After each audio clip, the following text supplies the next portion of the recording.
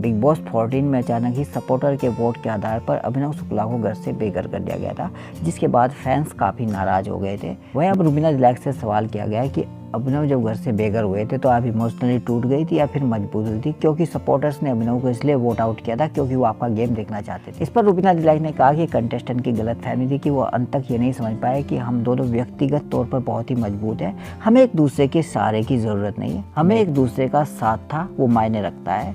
सहारा और साथ दोनों अलग अलग चीज़ें। जब आप एक दूसरे का सहारा नहीं होते तो फिर कौन सी गेम? आप किस गेम की बात कर रहे हैं? जब अभिनव चले गए तब रुबीना की गेम स्ट्रांग होगी। आप एक दर्शक के तौर पर बताइए कि जब अभिनव गए तो मैंने क्या कुछ अलग कर दिया जो पहले नज़र नहीं आ रहा था, या एक अलग कोने में बैठ गई?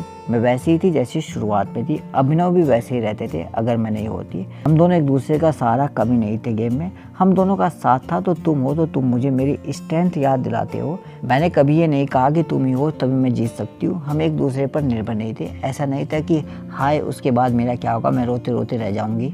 पर्सनल और प्रोफेशनली मैं और अभिनव बहुत ही स्ट्रॉन्ग है और अलग अलग लोग हैं। मुझे लगता है कि कंटेस्टेंट शुरू से अंत तक भारी गलतफहमी में जीत रहे। पहले सोचा कि दोनों एक यूनिट आए हैं तो हमारे लिए अनफेयर है, फिर उन्होंने सोचा कि इनमें से किसी एक को निकाल दो, फिर दूसरे का गेम देखेंगे।